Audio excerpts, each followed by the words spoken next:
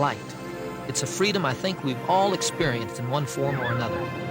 I'm John Denver, and to my son Zachary and daughter Anna Kate, flight is something very, very special.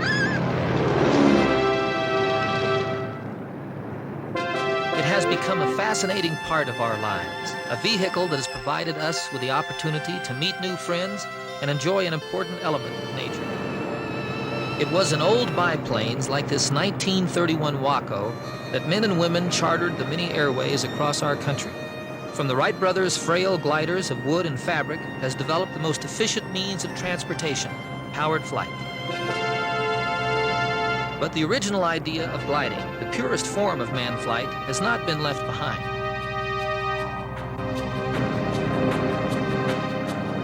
Today, my kids and I are en route to a gliding camp to join my good friend Barron Hilton and some of the world's finest glider pilots.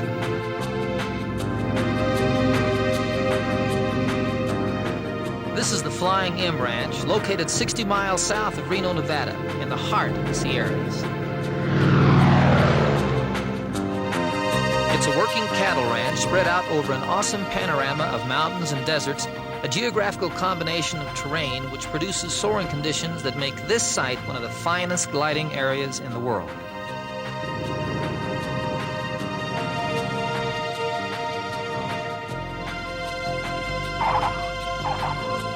The Flying M Ranch will host a week-long gliding camp, a reward for current world soaring champions and the winners of the gliding world's most unique challenge, the Barron Hilton Cup.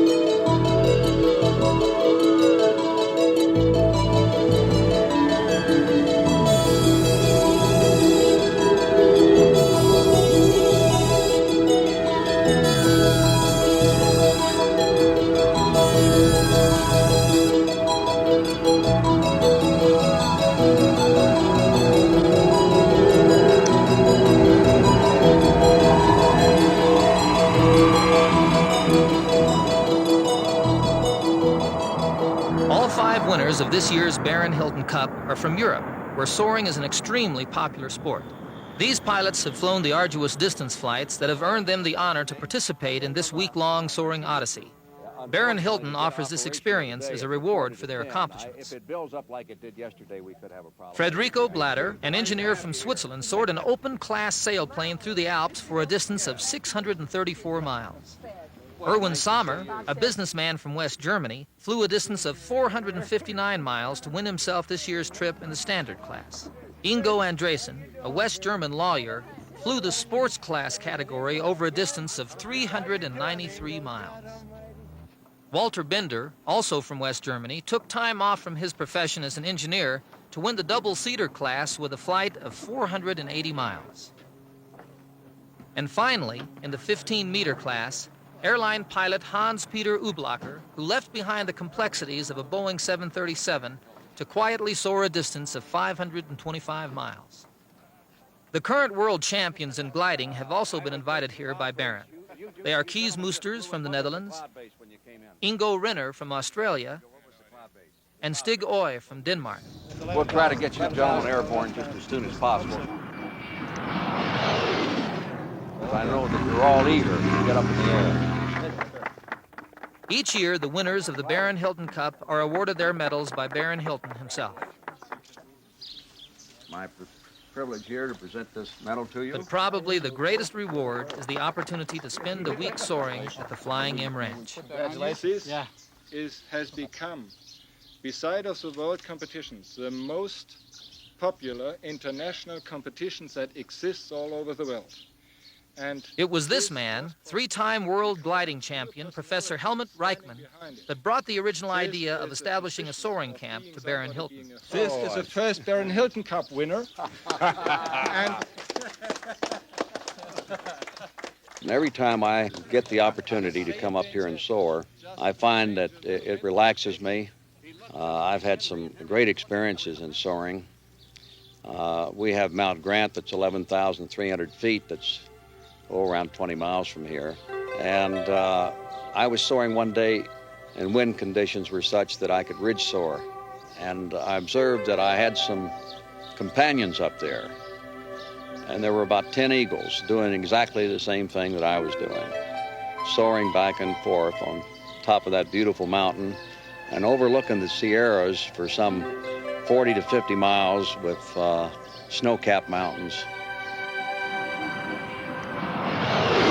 here, the European winners can fly under conditions which they normally dream from, because it's so much better here than in Europe that it's out of any comparison. And in the plus, if they have the possibility to win the Barron Hilton Cup with a relatively primitive sailplane, they will have here possibility to fly the best ships which exist all over the world. And this is so attractive that more than 3,000 people flew for the Barron Hilton Cup last year. So I have to close the canopy because we are going away. Okay. Bye. Bye.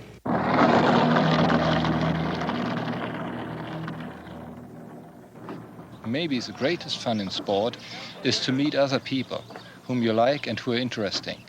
And the Barron Hilton Cup gives you the possibility to meet people of different countries under very friendly conditions, and after a short while there is a camaraderie which we never forget in life. Again, take a look all the way down. You don't see anything banged up? This sailplane is a training glider built for instruction and giving rides. And a sailplane, just like any other airplane, must be checked out thoroughly before it can be flown. It's nice to have a little help, too. Show where the cotter pin's at. Yeah. Yep, it's there. It is. There's no grating sound in there. It's moving pretty cleanly, huh? Closed now? Yeah. Nothing happened. Now something happened? No. Nope. So that gives you a sound. like and an the sound RPG will go up or down depending on the lift. It goes with the variometer here. Okay? This will tell you where those great big thermals are. You get a big gust or you're sinking at a certain amount, okay? That's the elevator back here. It makes the tail go up, the tail go down. Which makes the nose go up, the nose go down, okay? Aileron makes it go left or right. Check and see this cotter pin is in. And make sure this is good. Check those bolts in there. The skid looks to be good. I think this airplane is flyable. It goes through and locked. Okay? Whoa! Whoa! Dad! Zach and Anna Kate love going up in our Waco biplane, but I think they feel a little funny going up in an airplane with no engine. For a few gallons of fuel, a tow plane will pull us up to an altitude about 1,000 feet above the ground, where we can catch those rising air currents and soar. Sailplanes are just like airplanes, with one exception. They don't have engines and therefore no fuel. So what is it that keeps these flying machines aloft? This is a dust devil, a rising air current, the sailplane's power plant, the thermal. This meteorological wonder can rise to altitudes in excess of 20,000 feet above the ground. The thermals here in Nevada are some of the best in the world, and equal to these near-perfect soaring conditions are the sailplanes that Barron Hilton provides for the pilots, the super ships. Sleek, fiberglass birds that slice through the sky effortlessly, responding to every ripple of rising air. As a pilot breathes life into this living sculpture, a machine such as this ASW-22 can soar 1,000 miles in a single day, powered only by the fickle complexities of the weather surrounding its elegant and beautiful form.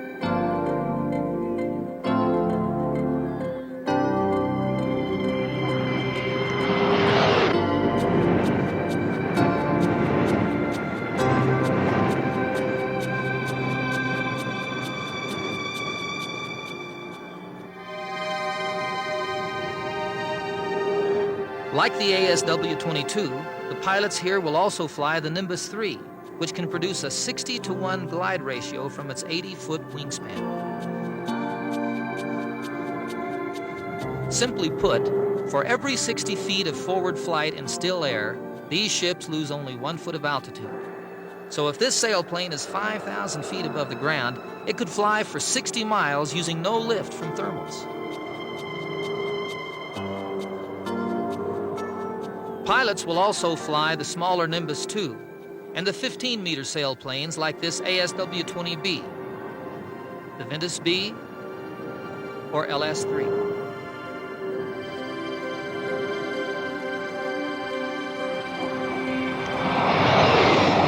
If they feel like sharing a flight, they'll use this high-performance double-seater class Janus 2C or the comfortable twin-aster.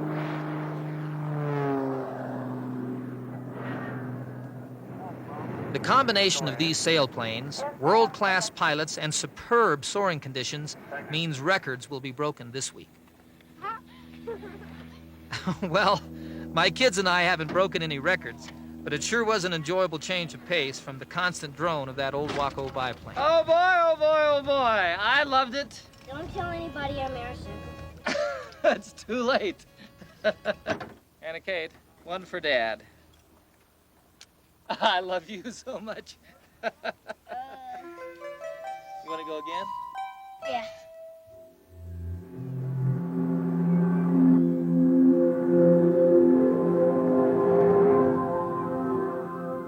And the lucky place of number 1 today is Erwin Sommer. Which plane? Number 2 is Federico. Each morning, sailplanes are assigned to the pilots. Then they determine which record flights they will attempt. There are basically 2 types of records: distance flights, which the Hilton Cup winners have flown, and speed flights, where a designated course is flown as fast as possible. Thank you. End of the briefing. So, how does a sailplane start and finish? The start gate, which is also used as a finish gate, is really quite simple. The pilot locates a white square next to the start gate and begins his flight over that position. The starter sits beneath 2 aligned cords suspended by a post. The glider must be seen by the starter to pass by the cords in order to get an official start. The Mount Grant gate, being 9,000 feet above sea level, gives the pilot the advantage of starting with good altitude. 5, 4, 3, 2, 1. Mark. That is a very good start.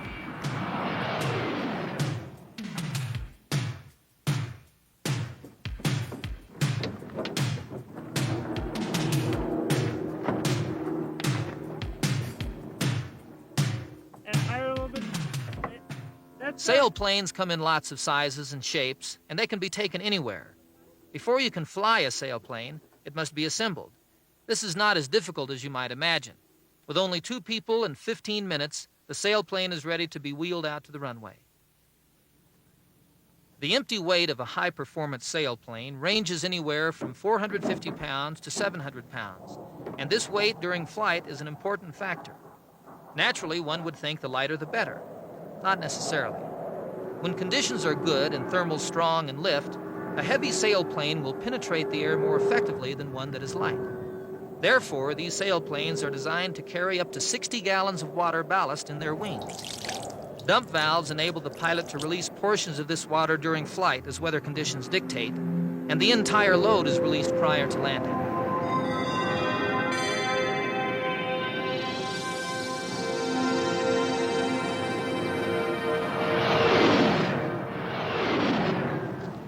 Kees Moosters and his wife Greta have filled the big Nimbus 3 to the gills. With 60 gallons of water ballast, Kees will attempt to fly this supership 650 miles. His intention? To set a new world speed record over this distance.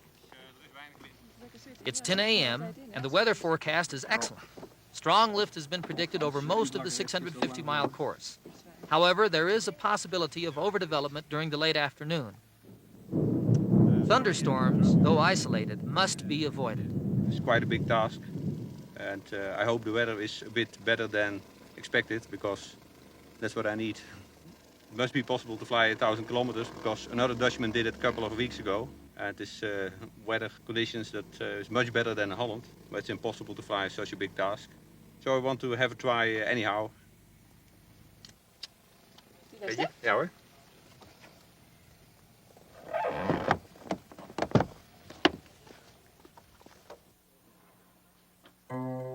If he's late rounding the last turn point, those towering masses of destructive turbulence could form a wall of darkness that could seal off Keys and his Nimbus from the Flying M Ranch, where the stopwatch awaits his finish.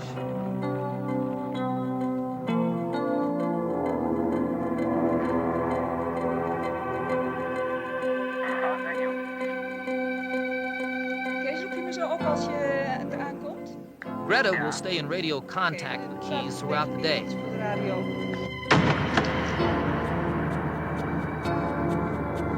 An early start is important if he's going to avoid the bad weather.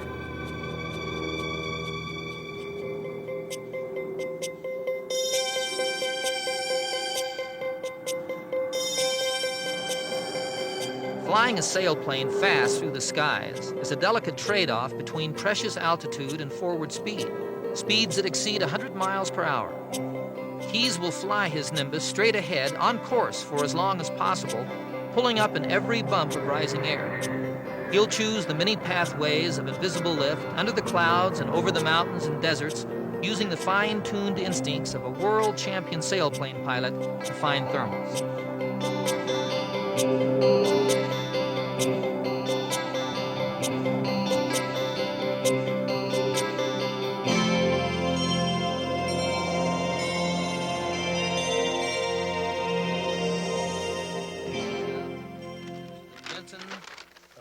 While Keys is chasing thunderstorms, I'm getting instruction from Zach and the other pilots on my first cross-country flight, the Gold Badge flight, one of many qualifying flights offered by the Soaring Society. I'll fly only a quarter of the distance that Keys will fly, about 190 miles. And draw it across the other side, and then 45 degrees on each side of that. No matter how long you've been flying, it seems there's always something to learn. This area, I know that all of this area here is possible to land in. Really, should I get in trouble? Oh, no, that's not true. Well, but I mean, there is lots of the road, there's... No, there are sticks. Huh? There are Little sticks. posts by the There side are of the sticks road. on the road. Be careful. I If you land understand. there, you will crash. I understand.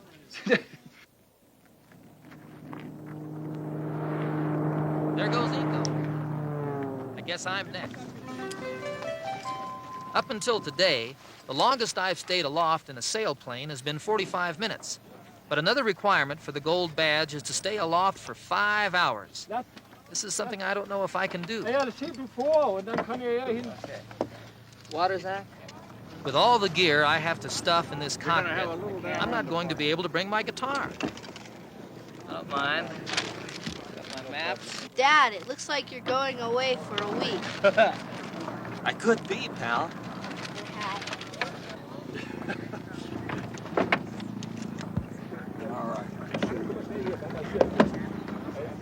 I love you, pal. Close.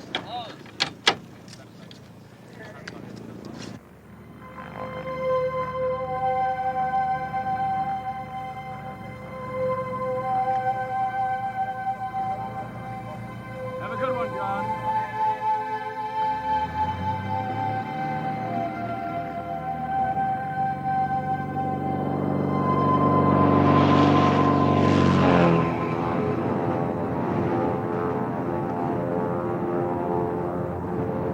On tow, there's a real sense of security, time to think about the day's task. But as you pull the release and break away, the umbilical cord has been severed. You're free.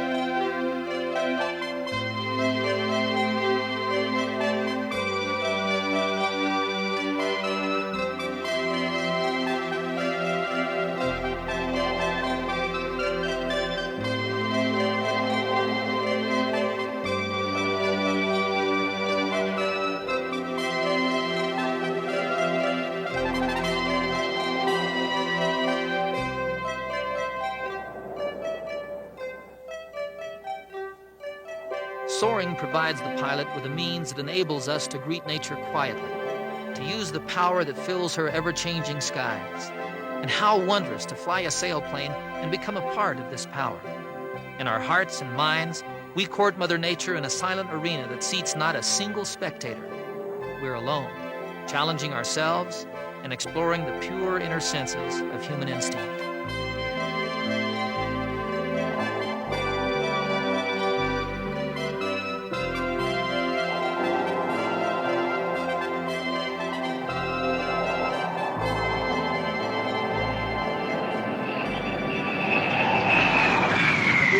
Champagne here. Zach, you got some. When I landed back at the ranch after 5 hours in the air, I was so stiff I could hardly walk. It had clouded over, too, and I was a little cold. The champagne looked just right. Thank you. Here. I'm going to pour you a little glass of champagne. Well, I don't mind if I do. All of it. Great accomplishment. Barron and the others were very gracious about my success. But I found myself wondering about Keys, flying 4 times the distance I'd flown. How long was he going to stay up there? It's been 7 hours since Keys passed through the start gate, and I had discovered there had been only sporadic radio contact with him during the last hour.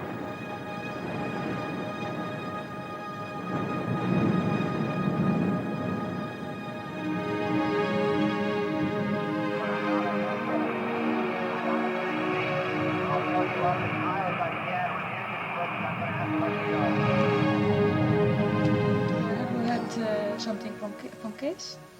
Oh, we'll give him a call. Yes. Alpha Alpha, Hilton ground. Over. I think the last time he called, he was down here by Owen's Dry Lake. Yes. It was an hour ago. Yes, he has to start Yes. jumping mountain ranges.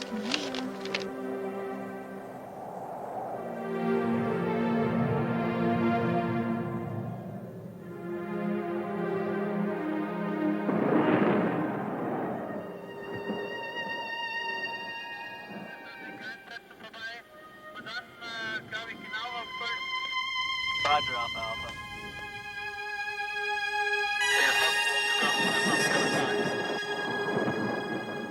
Keys is low, encompassed by sinking air and a setting sun that drain life from the Nimbus's long wings. Range, so he can make it through that sector and come down through the valley, and I think he's got a good chance of making it. Let's keep our fingers crossed.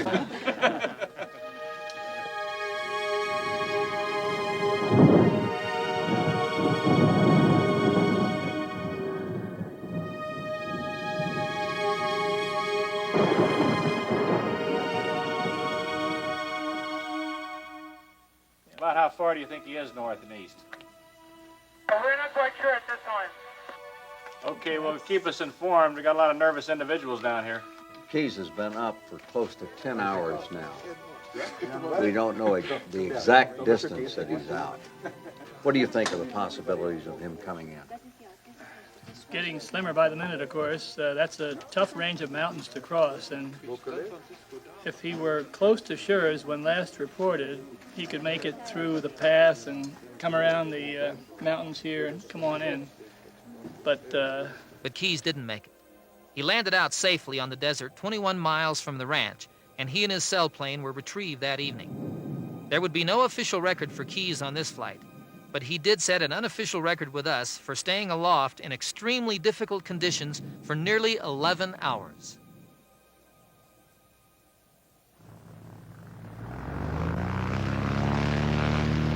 Keys' flight was an inspiration to the other pilots and reinforced their resolve to break records in the final days of the camp.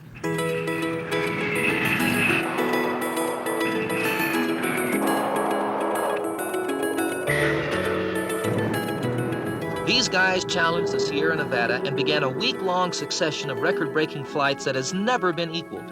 21 marks erased from the international soaring books, including 2 world records set by Erwin Sommer and Ingo Andresen. We've got a little bit of champagne around.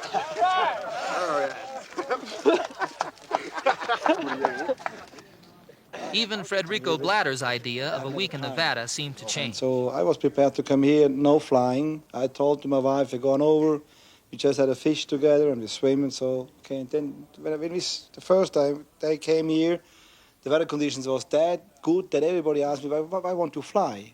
And so I just started flying, and up to now is the 5th or 6 days. I didn't fish any fish, but I made 6 records. Barron Hilton's inspiration is to bring pilots together from different parts of the world to enjoy soaring in the rugged Sierra Nevada. I think it develops good relations, personal relations, human relations between people who share the love of soaring and flying.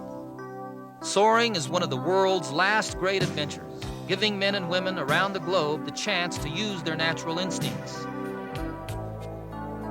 To fly a machine that runs on empty, for the mind is the power plant that moves these elegant birds through the sky.